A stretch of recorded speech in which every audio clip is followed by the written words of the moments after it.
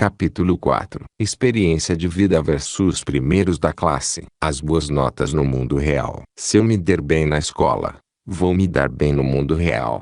Perguntei a meu pai rico. Isso dependerá de sua definição de mundo real. O triângulo DI fez mais sentido para mim depois que meu pai pobre fechou sua franquia de sorvetes. Já na casa dos 50 anos, ele havia investido seu fundo de pensão e tudo que economizara na vida e perdido. Em vez de reagir como muitos empreendedores fazem depois que seus negócios fracassam, meu pai começou a afundar. Em vez de montar um novo negócio, ele assumiu um cargo como dirigente do sindicato dos professores e partiu para cima de seu ex-patrão, o governador do Havaí, exigindo melhores salários e mais benefícios para os professores. Em vez de ir em frente, aprendendo com os erros e se tornando um empreendedor melhor, ele se tornou novamente um empregado e um defensor dos direitos dos empregados. Uma das razões para ele não ter reagido foi estar sem dinheiro. Em vez de aprender a levantar capital para seu próximo negócio,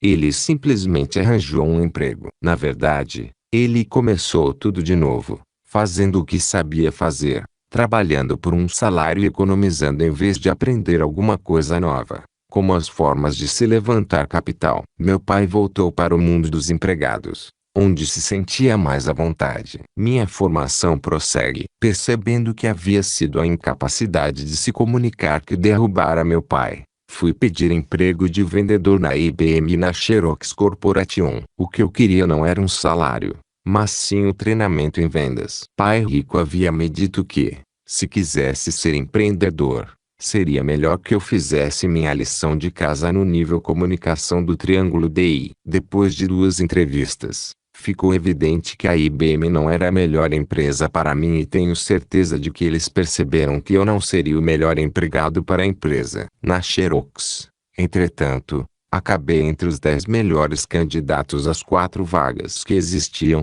depois de 5 entrevistas. A entrevista final foi com o gerente geral em Honolulu. Naquele dia, sentei-me com mais 5 finalistas na sala de espera do gerente, uma cena muito parecida com o programa de televisão Aprendiz, de Donald Trump. 4 finalistas já tinham sido entrevistados. Eu ainda não havia dado baixa na marinha e estava de uniforme. Enquanto esperava, analisei nervosamente meus concorrentes. Os 5 eram mais jovens que eu, recém-saídos da faculdade e muito simpáticos e estavam vestidos como executivos. A guerra do Vietnã ainda não havia terminado e era muito impopular em alguns círculos, que, consequentemente, também não gostavam de uniformes militares. Não era nada agradável sair da base militar e ir ao centro de Honolulu. Nunca cuspiram diretamente em mim, mas já haviam cuspido algumas vezes no chão à minha frente. Entre aqueles jovens formalmente vestidos, eu, com meu uniforme dos fuzileiros, senti-me realmente deslocado.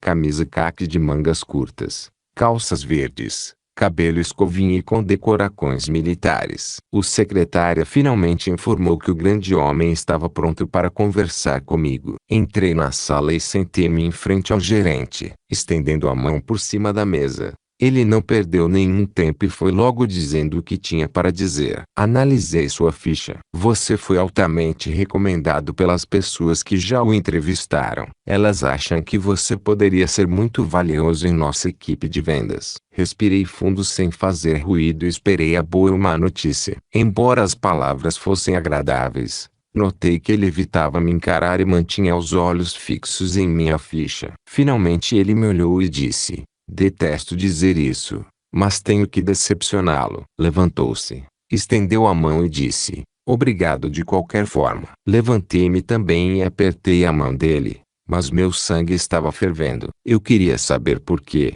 porque eu fora rejeitado. E já que não tinha nada a perder, perguntei, com o devido respeito: o senhor se importaria em me dizer por que estou sendo rejeitado? O senhor sequer me entrevistou. Poderia me dizer a razão específica para estar certo de que eu não sirvo para o cargo? Neste momento não posso, disse o gerente. Tenho 10 candidatos excelentes e apenas 4 vagas. Eu gostaria que tivéssemos mais vagas, mas não temos. Por que você não espera um ano e volta a se candidatar? Talvez suas chances sejam melhores daqui a um ano. Agora, Se me dá licença, tenho que continuar entrevistando os outros candidatos. Encarei-o diretamente e disse: diga-me simplesmente a razão. Como é que o senhor pode dizer qual de nós é o melhor sem uma entrevista? Além disso, acho que estou sendo tratado de maneira muito indelicada. Vocês me fizeram chegar até aqui e agora não têm sequer a cortesia de me entrevistar. Basta me dizer como foi que o senhor tomou essa decisão sem me entrevistar. É tudo quanto quero saber. Está bem.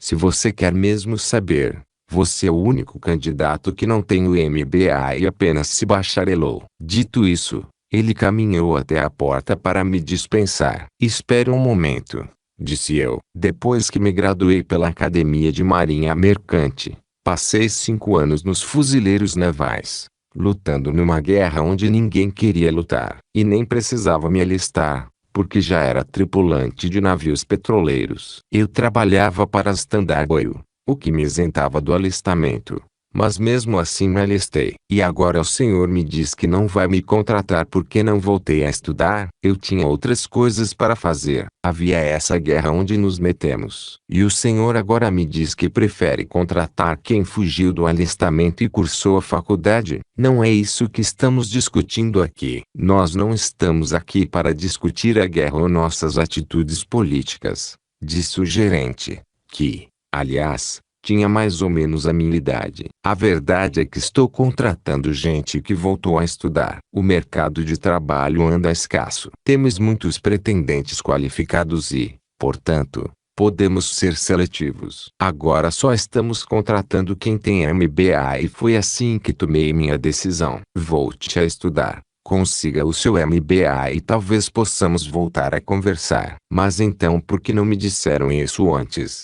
Perguntei. Porque me fizeram passar por todo esse processo e só agora me dizem isso. Abrimos exceções para pessoas excepcionais, disse o gerente. Apesar de você ter se diplomado, nossos entrevistadores acharam que você talvez tenha outras qualidades que buscamos. Até aqui, os outros acharam que você é bom, mas não excepcional. Naquele exato momento, resolvi me tornar excepcional ou pelo menos inesquecível. Mantendo a porta aberta, o gerente me estendeu novamente a mão e sorriu um sorriso amarelo. Recusei-me a apertar a mão estendida e perguntei, em voz ligeiramente alta: diga-me uma coisa. O que é que um diploma universitário tem a ver com vendas? Ouvindo isso, os pretendentes que estavam na sala de espera viraram a cabeça e ficaram olhando para a porta aberta. O diploma comprova a determinação da pessoa, prova a dedicação e um elevado nível de inteligência. Mas o que é que o diploma tem a ver com vendas? Perguntei novamente. Está bem, disse o gerente. O que o leva a pensar que é capaz de vender, senhor fuzileiro? Porque o senhor pensa que é mais qualificado que esses pretendentes, mais instruídos que você. Porque passei 5 anos recebendo um tipo de instrução diferente. Uma instrução que não se recebe na escola. Enquanto esses garotos estavam estudando dia e noite para serem aprovados, eu estava pilotando um helicóptero e atacando os ninhos de metralhadora dos Vietcongues. Minha instrução foi em liderança, em conseguir o melhor que meus soldados podiam fazer. Apesar de estarmos todos apavorados, fomos treinados a pensar sob pressão não só na teoria como também na prática, em combate real. E o mais importante, fui treinado para pensar na missão antes de pensar em mim mesmo, a pensar em meus soldados antes de pensar em mim mesmo. Esses garotos foram treinados apenas a puxar o saco dos professores, para tirar melhores notas. Para minha surpresa, o gerente estava escutando. Eu havia conseguido sua atenção. Naquele momento, resolvi fechar a venda. Apesar de não ter um MBA, sei que tenho a garra, a coragem e a capacidade de pensar sob pressão. Sei porque fui testado,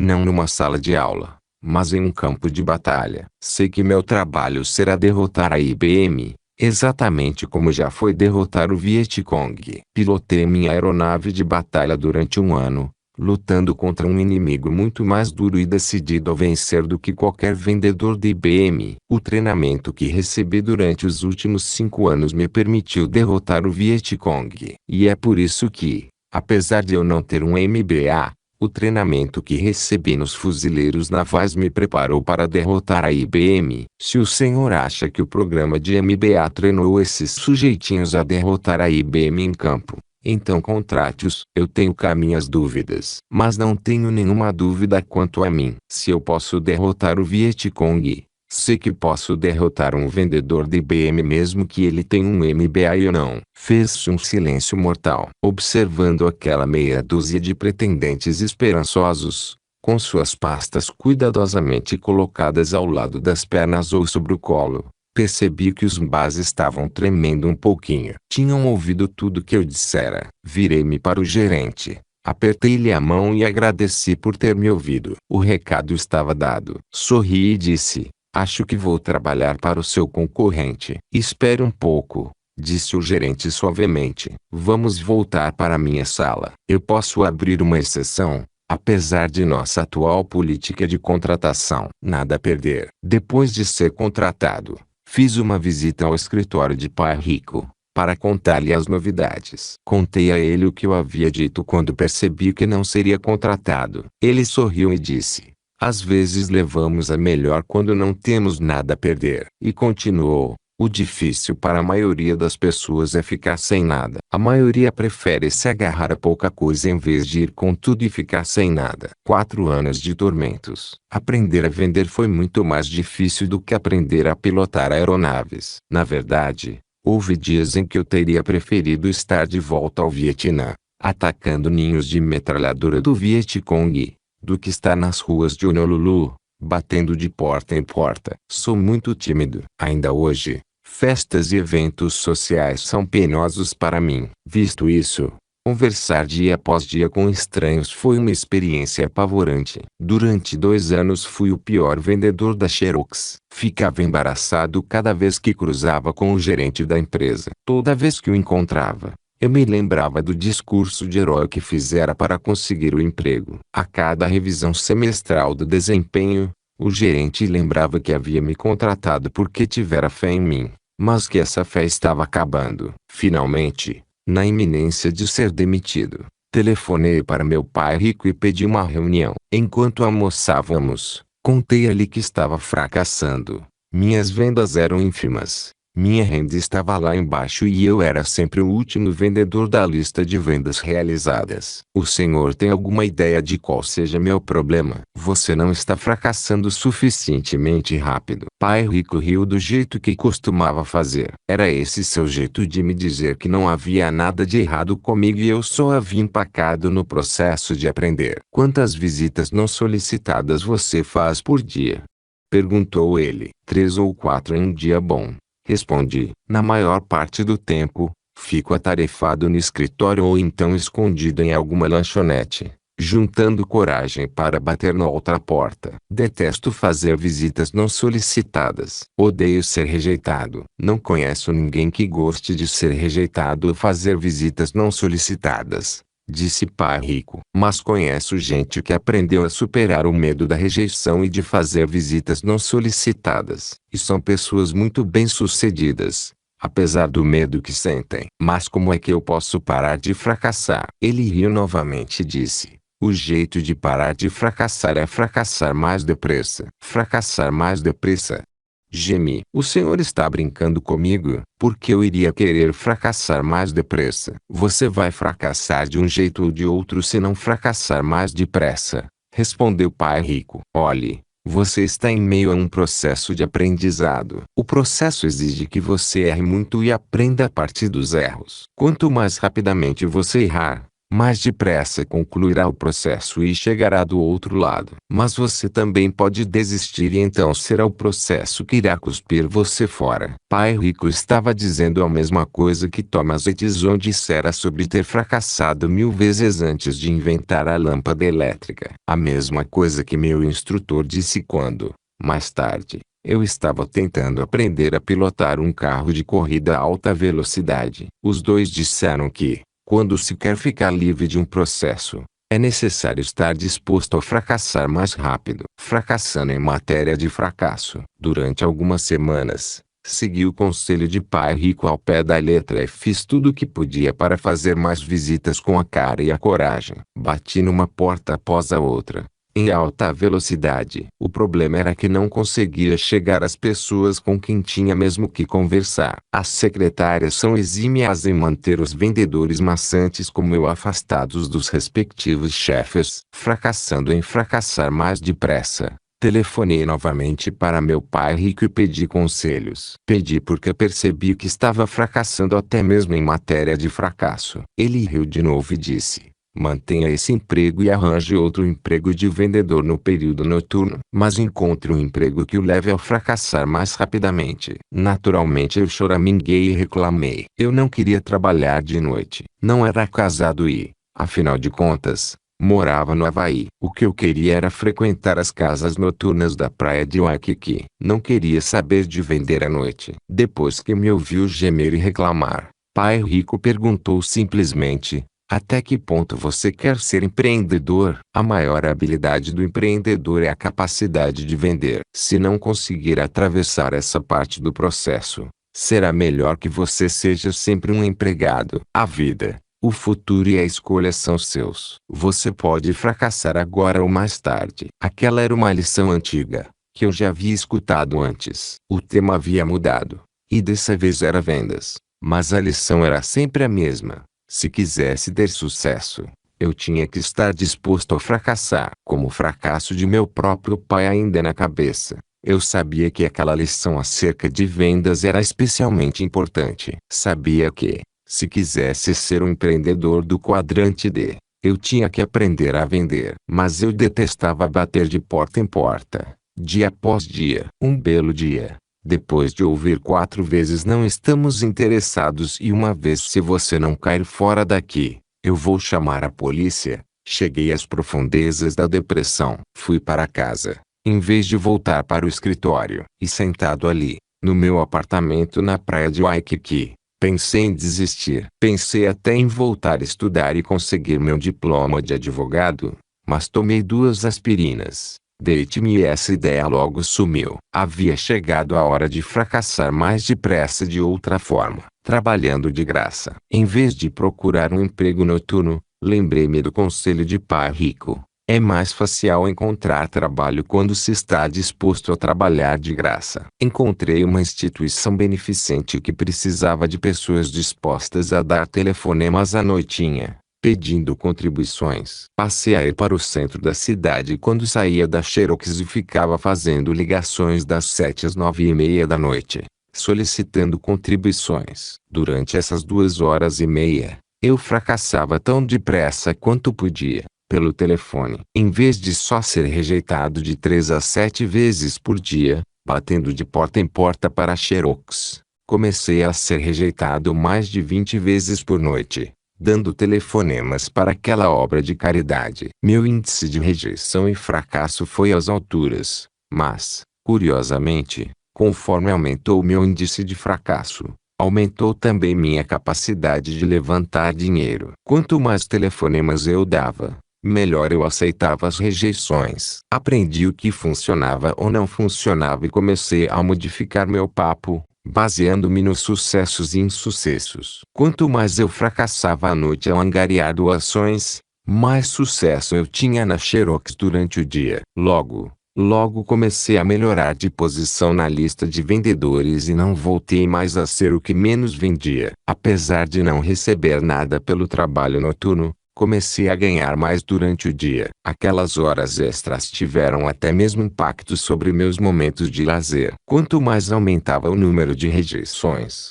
mais eu me divertia nas casas noturnas de Waikiki. De repente, perdi o medo de puxar conversa com as mulheres bonitas que encontrava. Fiquei menos desajeitado, menos apavorado com a possibilidade de rejeição. Passei a ser considerado um cara legal e popular e as mulheres começaram a me paquerar. Depois de 4 anos numa escola militar e 10 anos nos fuzileiros navais, onde só convivia com homens, era quase um risco estar perto de tantas mulheres bonitas. Mas era muito melhor do que ser o camarada esquisito lá na ponta do bar, olhando de longe para elas. Das 10 da noite até 1 da madrugada, eu era o rei das discotecas, Exatamente como John Travolta no filme Os Embalos de Sábado à Noite. Eu até tinha um blazer branco, camisas de gola olímpica, botas boas para dançar e um colar no pescoço. Por onde quer que andasse, eu caminhava ao som da música Staying Alive, dos Bee Gees,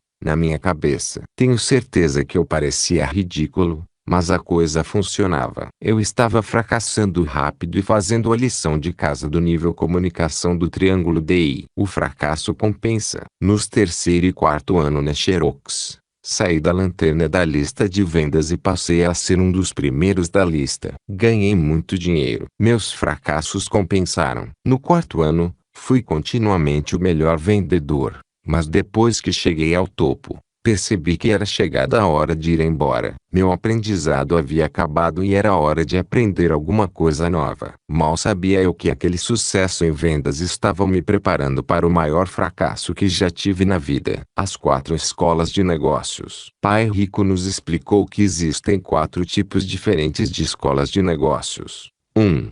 As escolas de negócio tradicionais. Essas escolas fazem parte das universidades famosas e oferecem programas de graduação, como o MBA. 2. As escolas de negócio familiares. Muitos negócios familiares, como o de meu pai rico, são excelentes lugares para se adquirir treinamento em matéria de negócios, desde que você faça parte da família. 3. As escolas de negócio das grandes empresas. Muitas oferecem programas de estágio aos estudantes mais promissores. Concluída a graduação, a empresa contrata e orienta os alunos no desenvolvimento da carreira. Em muitos casos, a empresa chega a pagar as mensalidades e conceder tempo livre para o estudo. Terminada a instrução formal, os mais promissores passam por diversas divisões da empresa para que possam conhecê-la e conseguir experiência com a mão na massa. 4. As escolas de negócio da vida. São as escolas que os aspirantes a empreendedor cursam quando abandonam a segurança da escola,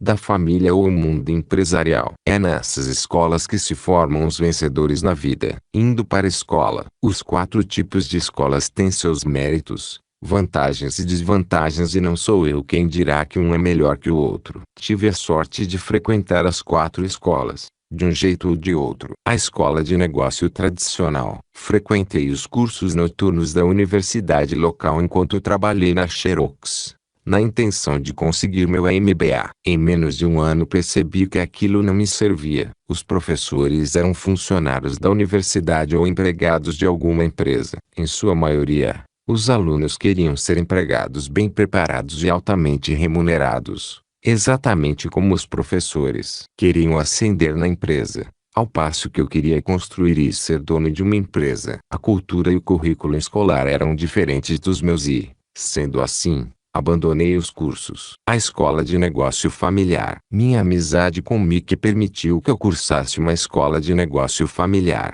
por meio dos negócios de pai rico. Foi uma excelente escola para mim simplesmente porque durou alguns anos e pai rico era não só um empreendedor bem-sucedido, mas também um grande professor. A escola de negócio das grandes empresas. Ao trabalhar na Xerox Corporation, tive acesso a um dos melhores programas de treinamento em vendas do mundo. Logo depois de ser contratado, em 1974, fui, em voo de primeira classe, para Leesburg, na Virgínia, passar 2 semanas na unidade de treinamento em vendas da empresa. Foi fantástico. Concluídas as aulas teóricas, íamos imediatamente para a rua praticar o que havíamos aprendido na teoria. Nossos gerentes de vendas eram excelentes professores e orientadores e mantinham a gente na linha, aplicando a teoria aos desafios que encontrávamos nas ruas. Estudávamos muito, não só as técnicas de vendas como também a análise dos produtos e as estratégias dos concorrentes. A Xerox tinha um objetivo naquela época,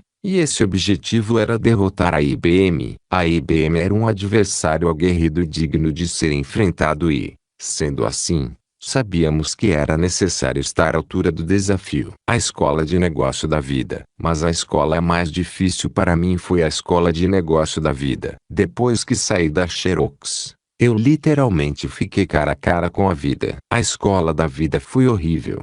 Os professores eram severos e rigorosos em matéria de dar nota. Fiquei muitas vezes cara a cara com meus maiores temores e as profundezas de minha insegurança. Mesmo assim, foi a melhor escola onde já estudei. Era exatamente o que eu precisava. As notas que se recebe na vida não vão de 0 a 10. São calculadas em termos de dólares ganhos ou perdidos. O dia da formatura. Concluí o curso da Escola de Negócio da Cherokee em 1978 e ingressei na Escola de Negócio da Vida. Foi uma transição emocionalmente difícil. Passei de um mundo onde se viajava de primeira classe. Os escritórios eram elegantes.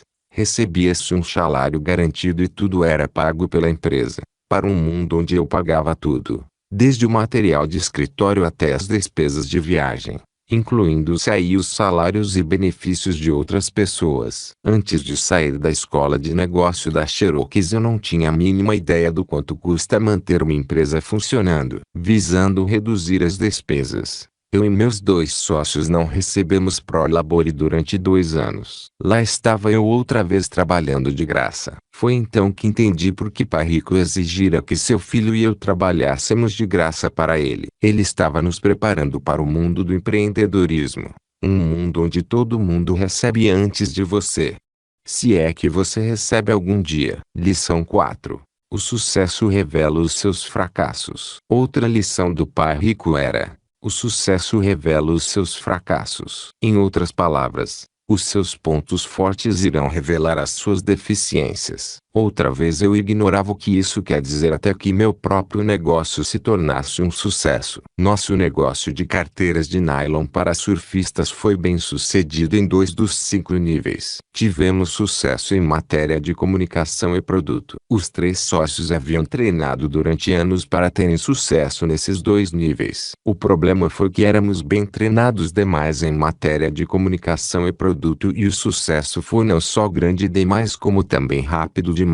Foi como se tivéssemos conectado uma mangueira de jardim a um hidrante. O negócio todo foi pelos ares assim que o sucesso internacional pressionou o sistema. Nossos pontos fortes foram anulados pelos pontos onde éramos fracos. O sucesso revelou nossas deficiências. Não conseguimos fortalecer os níveis aspectos legais, sistemas e fluxo de caixa do triângulo DI. Havia uma certa cobertura, mas fracassamos nesses 3 níveis à medida que nosso sucesso foi aumentando. De volta para a prancheta. Depois que a empresa entrou em colapso, meus 2 sócios saíram. Pensei em fechá-la, mas pai rico disse: refaça tudo. Esse negócio será a escola pela qual você vem esperando. Voltei à prancheta muitas vezes durante os 6 anos seguintes. Cada fracasso doía menos e a recuperação era cada vez mais rápida. Cada vez que fracassava, eu sabia o que tinha que melhorar. Sabia o que tinha que aprender em seguida. A escola de negócio da vida me orientava. Cada fracasso me deixava na verdade mais esperto e mais confiante. Cada fracasso me deixava com menos medo de fracassar e mais entusiasmado para aprender o que tinha que aprender em seguida. Cada fracasso era um desafio. A primeira porta que se abriria para um mundo novo. Se fosse bem-sucedido, a porta se abriria. Se fracassasse, a porta seria fechada na minha cara. E, quando a porta se fechava, isso significava que eu tinha que ser mais esperto, tinha que pensar mais, tinha que ser criativo e encontrar uma forma de chegar à próxima porta. De certa forma, era como se fosse novamente um vendedor batendo de porta em porta. Quando me perguntam como sobrevivi sem dinheiro durante todos aqueles anos, respondo: não sei. Simplesmente vivi um dia de cada vez. Depois que meus sócios saíram da empresa e as coisas pareciam sombrias, apareceram 2 sócios novos. Um deles era meu irmão, John. Os 2 entraram com algum capital e, mais importante, trouxeram uma nova vitalidade e novas habilidades para a empresa. Davi contribuiu com sua experiência no nível sistemas e era muito bom em matéria de produção. Meu irmão John se encarregou do fluxo de caixa e conseguiu pacificar nossos credores e manter nossos fornecedores. Além disso, admitimos um novo consultor e um auditor aposentado, que nos ajudou a arrumar a bagunça e contentou-se em trabalhar de graça, já que sua mulher queria mais era que ele fizesse alguma coisa em vez de ficar em casa.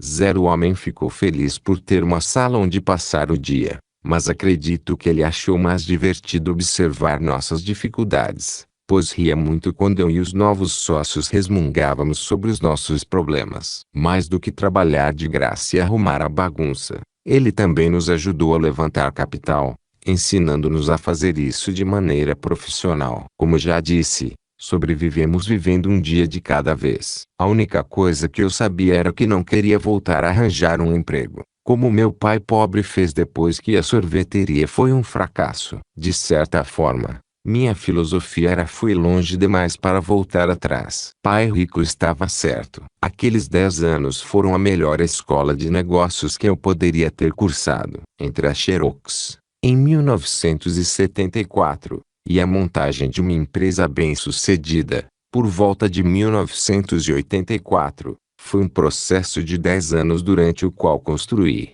fracassei, corrigi, reconstruí e fracassei novamente. Para mim, essa foi a melhor forma de aprender. Senti-me várias vezes como se estivesse construindo um carro de corrida e não um negócio. Minha equipe construía o carro, entrava com ele na pista, pisava fundo, estourava o motor ou algum sistema hidráulico e voltava para a oficina. Um sistema de sistemas. A construção de um negócio bem-sucedido é bastante semelhante à construção de um automóvel. Um automóvel consiste em um sistema de sistemas. Existe um sistema elétrico, um sistema de alimentação, um sistema de freios, um sistema hidráulico e assim por diante. Se um dos sistemas quebrar, o automóvel para ou se torna perigoso. O corpo humano também é um sistema de sistemas. Temos o sistema circulatório, o sistema respiratório, o sistema digestivo, o sistema ósseo e uma série de outros sistemas. Se um dos sistemas for mal,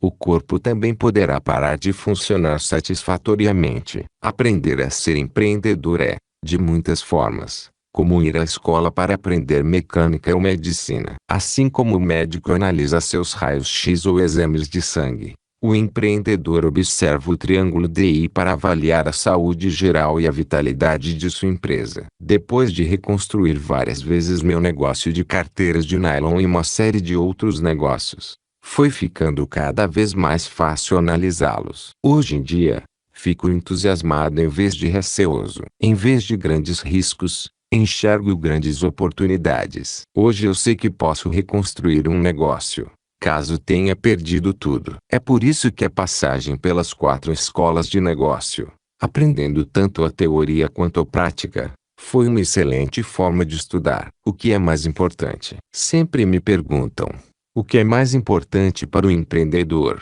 a teoria ou a prática? E eu respondo: as duas coisas. Você e sua equipe precisam tanto da teoria quanto da prática para se tornarem empreendedores de sucesso. Você perceberá a razão ao observar o triângulo DI. Embora os 5 níveis exijam conhecimento prático, os níveis aspectos legais e fluxo de caixa exigem na verdade profissionais conhecedores da teoria. Como é evidente, será melhor contar com um advogado que se encarregue dos aspectos legais e com um contador, de preferência um auditor independente, que cuide do fluxo de caixa. Você ficaria surpreso com o número de pessoas que me procura pedindo conselhos sobre a montagem de um negócio, sem um contador ou um advogado na equipe. Inteligência em equipe. O empreendedor precisa saber como diferenciar a teoria da prática e, o mais importante, precisa de uma equipe inteligente.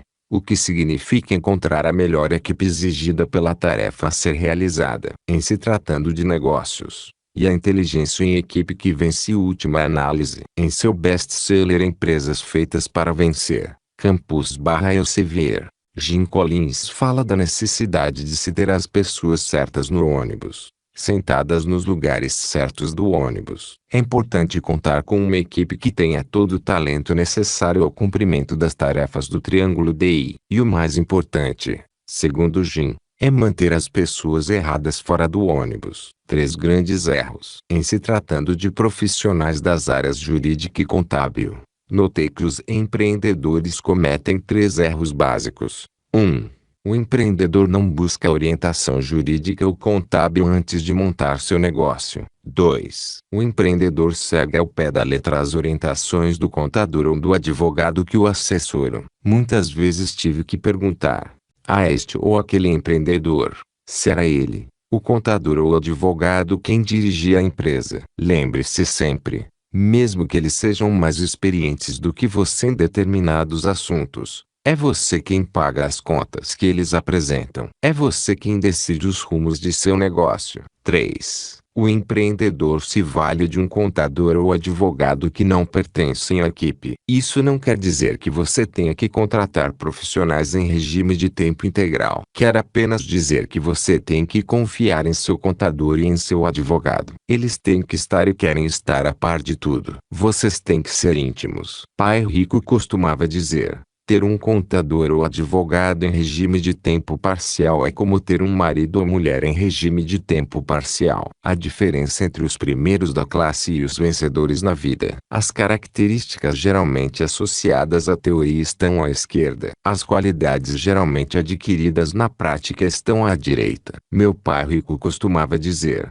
se quiser ser um bom empreendedor, você terá que se desenvolver nas 4 áreas. Voltarei a falar nessas características e elas se tornarão cada vez mais claras à medida que formos analisando exemplos. Por enquanto, basta explicar brevemente cada tipo de raciocínio. Pensadora. Todos nós conhecemos pessoas que têm grande capacidade analítica e geralmente gostam de resolver problemas de matemática na escola. Se você lhes apresentar uma ideia nova, essas pessoas se mostrarão mais críticas e céticas do que receptivas. Em vez de tomar decisões rápidas, o pensador normalmente analisa longamente cada situação e frequentemente pede mais detalhes antes de decidir. Pensador. Se todos nós conhecemos artistas criativos naquilo que fazem, o que não quer dizer que sejam artistas plásticos, mas, sim, gente criativa. Os artistas criativos podem ser advogados ou contadores,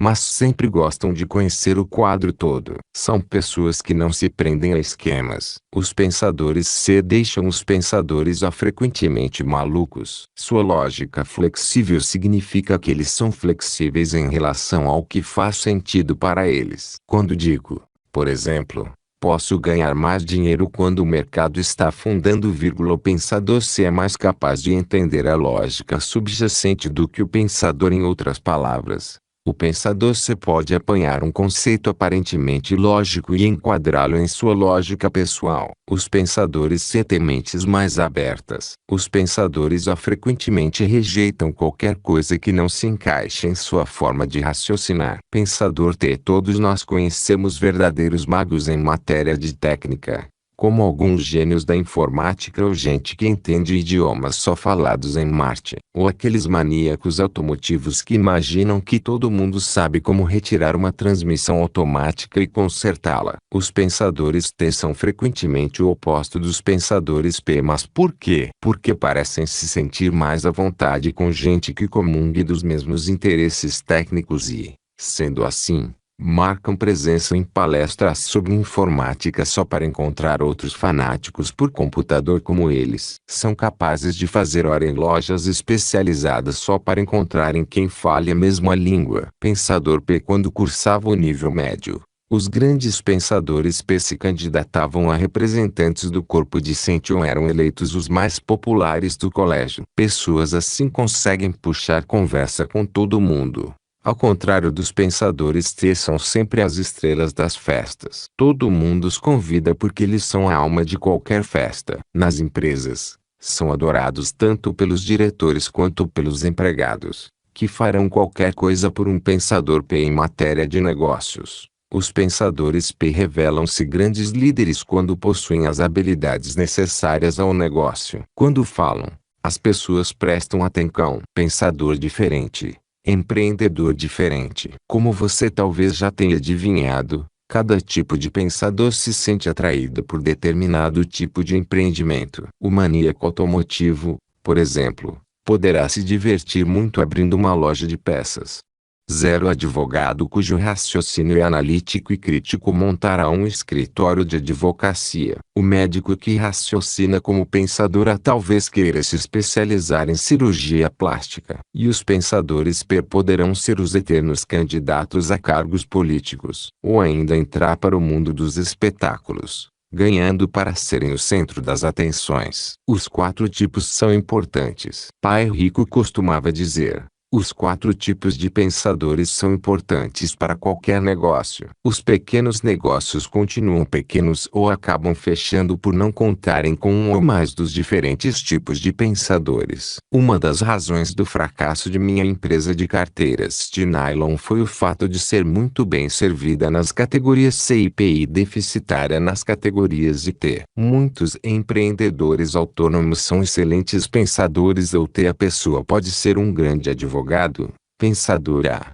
ou um grande eletricista pensador T. Pessoas assim se especializam em um nicho de mercado e se dão muito bem sozinhas, mas podem ter dificuldade para expandir seus negócios porque são deficientes nas categorias C e I, ou P. No mundo dos investimentos, as pessoas OT investem de um jeito diferente das pessoas C ou P. As pessoas IT querem uma fórmula exata a ser seguida. Querem ver os números e os analisam vezes sem conta. Os investidores C e P se interessam mais por negócios exóticos ou querem saber quem são os outros atores. Note que a palavra atores significa que, para eles, as pessoas são importantes na equação de investimento. As pessoas são importantes para os pensadores P. Nos cursos sobre investimentos que costumo oferecer, frequentemente encontro um grupo de pessoas que diz: diga-me o que devo fazer. Qual a sua fórmula? Quando ouço essas perguntas, sei que se trata provavelmente de pensadores ou T. Essas pessoas ficam doidas quando respondo: nós simplesmente criamos o investimento. Reunimos um grupo de pessoas, montamos o negócio e ganhamos um monte de dinheiro. Isso os deixa doidos porque nossa forma de investir não se enquadra em seus sistemas lógicos. Para os pensadores AIT, é fácil seguir uma fórmula como economize, pague as dívidas, invista no longo prazo e diversifique. Fórmulas como essa satisfazem sua ansiedade por fórmulas lógicas de investimento, ainda que não representem o melhor dos investimentos. Gente assim pode ficar decepcionada com minhas fórmulas, uma vez que suas mentes não admitem uma lógica flexível. Os conselhos do pai rico. Pai rico se preocupava com o fato de eu querer ser empreendedor porque eu era deficiente nas 4 categorias. Não conseguia raciocinar como um pensador A, T, P ou C e I. Por isso, ele dizia: você tem que se enquadrar numa categoria e aperfeiçoar-se nela. Em seguida, ele escrevia as 5 tarefas do triângulo DI numa folha de papel: produto, aspectos legais, sistemas, comunicação, fluxo de caixa, e continuava: não acredito que você venha se dar bem nos níveis aspectos legais, sistemas ou fluxo de caixa do triângulo DI. Você não foi e provavelmente nunca será um bom aluno. Não creio que você jamais volte a estudar e se torne advogado, contador ou engenheiro. Isso nos deixa com os níveis produto e comunicação. Escolha um desses e dedique o tempo de vida que lhe resta a tornar-se o melhor da categoria que escolheu. E foi assim que resolvi dar baixa dos fuzileiros navais e ir trabalhar na Xerox. Em 1974, concluí que minha melhor chance como empreendedor seria especializar-me em comunicação com as pessoas. Eu não era um pensador penato, mas decidi que essa seria a categoria onde eu estava disposto a aprender pelo resto da vida. Hoje tenho enorme respeito pelos primeiros da classe, que inventam e desenvolvem produtos, e pelas mentes jurídicas, que dedicam suas vidas ao estudo da lei, ou ainda pelos engenheiros, que são excelentes em matéria de sistemas. Tenho enorme respeito pelos contadores, que sabem como identificar de onde vem e para onde vai o dinheiro. Por que se especializar em apenas um nível? Quando perguntei ao meu pai rico por que eu deveria me especializar em um nível, ele respondeu: se quiser se cercar da melhor equipe, você também terá que ser o melhor em alguma coisa. Se for apenas razoável em matéria de comunicação, você nunca precisará dos melhores advogados, engenheiros, projetistas ou contadores. Irá se cercar de profissionais medíocres porque você mesmo será medíocre. O especialista em todos os níveis. Alguns empreendedores autônomos não se saem tão bem quanto poderiam se sair porque acham que têm que ser especialistas nos 5 níveis. São frequentemente razoáveis nos 5 níveis,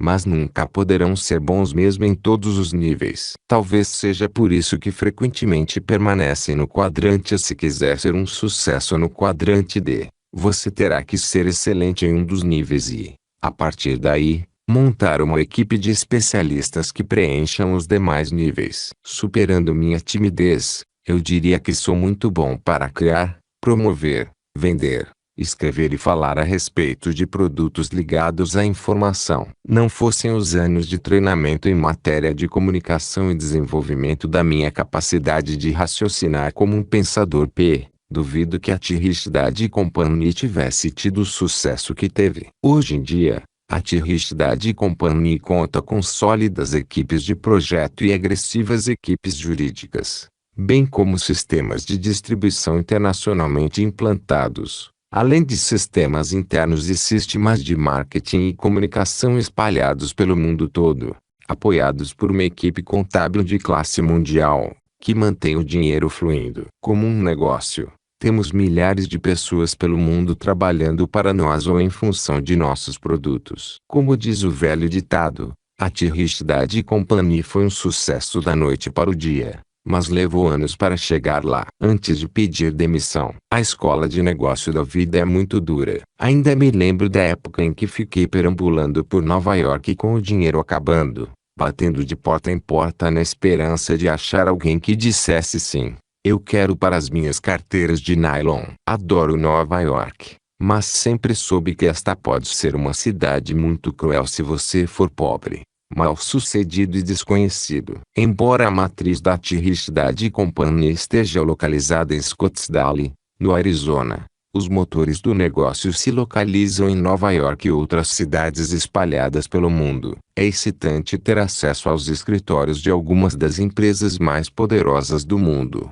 Empresas como a Time Warner, a Viacom, a American Express, a ABC, NBC e CBS, a Fortune, a Business Week, a Forbes, o The New York Times, o New York Post e a CNN. E ainda mais excitante propor ou fazer negócios com essas empresas. No entanto, por maior que seja o sucesso que acumulamos nos últimos 8 anos, não esqueço as ruas de Nova York e como essa cidade pode ser caso um dos níveis do triângulo DI seja deficiente. Sendo assim, antes de pedir demissão, entenda que sua tarefa mais importante é desenvolver a si mesmo. Se você vai se dedicar a ser um grande empreendedor, esse desenvolvimento facilitará a tarefa de encontrar pessoas boas o bastante para fazerem parte da sua equipe. Se conseguir reunir uma grande equipe, será mais fácil ter sucesso onde quer que vá. Não se trata, portanto, de saber o que é mais importante,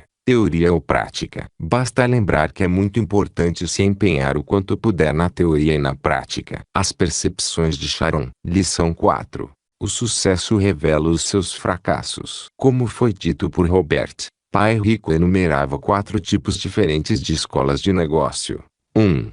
As escolas de negócio tradicionais. 2. As escolas de negócio familiares. 3. As escolas de negócio das grandes empresas. 4. As escolas de negócio da vida. Embora as 4 escolas possam oferecer treinamento valioso, como aconteceu no caso de Robert, resta saber se você terá que passar por todas para ter sucesso como empreendedor. A resposta é: depende. Embora cada uma das 4 escolas proporcione formação e treinamento valiosos, nenhuma delas é pré-requisito para a outra. Mas como ter sucesso sem passar por essas escolas? Mesmo que não tenha passado por uma escola de negócios tradicional, você poderá obter a formação necessária. Órgãos como o Sebrae e o Senac oferecem cursos sobre negócios e empreendedorismo. Existem também muitos livros e recursos online, que podem satisfazer sua vontade de aprender. Concentre-se nas 5 tarefas do triângulo D1. A identificação e a utilização dessas outras fontes de treinamento podem apressar seu caminho até o sucesso caso você não tenha passado pela instrução formal de uma escola de negócio. Concentrando-se no treinamento específico das 5 tarefas do triângulo DI,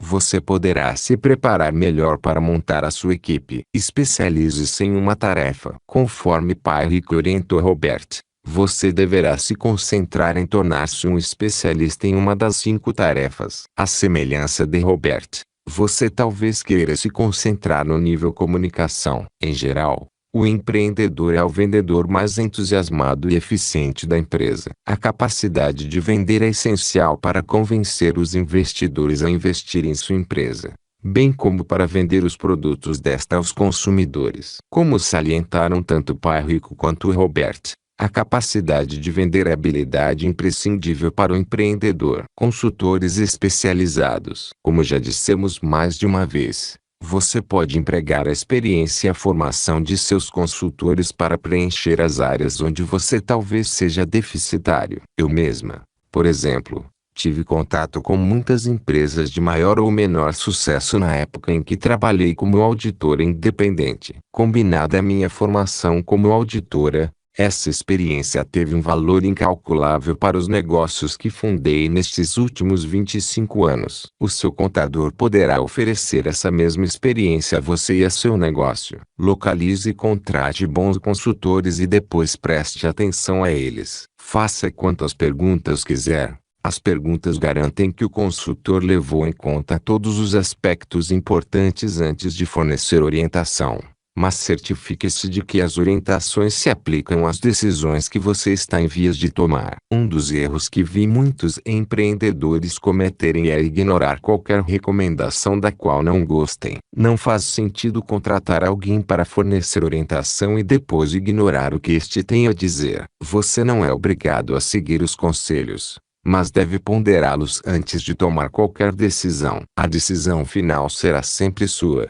Mas a tarefa do consultor é garantir que suas decisões sejam sempre bem lastreadas. Sua tarefa como empreendedor é decidir se irá ou não assumir determinados riscos. A tarefa do consultor é garantir que você entendeu os riscos que irá assumir. Recomendo ainda que você reúna periodicamente seus diversos consultores para uma sessão de debates. Embora pareça óbvio, muitos donos de negócios consultam seus consultores individualmente. A melhor forma de alavancar a formação e a experiência de seus consultores é reuni-los e entender como cada um deles aborda uma oportunidade ou um desafio e a maneira como cada consultor contesta as ideias do outro. Ao final, essas reuniões serão muito vantajosas para você, que sempre será o líder e, em última instância, o grande responsável por sua empresa. A Escola da Vida. Apesar de minha formação e experiência como auditora independente, eu ainda tinha muito a aprender com a experiência proporcionada pela vida. Não há nada melhor do que aprender com os próprios erros para entender tudo que está implícito na montagem e operação de um negócio bem-sucedido. A experiência de vida o levará a perceber quão importante é montar uma equipe perfeita. Como dizia Pai Rico, não é só o que você conhece como também quem você conhece. Quando o negócio enfrenta um problema para o qual você não tem solução, é um grande alívio saber a quem solicitar ajuda. É por meio da cooperação e da colaboração que se construirão os negócios bem-sucedidos. Inteligência em equipe. A combinação de teoria e prática o ajudará a montar um negócio bem-sucedido, mas a verdadeira fórmula do sucesso é a inteligência em equipe, que consolida a formação teórica e a experiência prática de toda a sua equipe. A formação e a experiência de toda a sua equipe, colocadas a trabalhar em prol de seu negócio, irão certamente levá-lo adiante. O processo é mais importante do que o objetivo.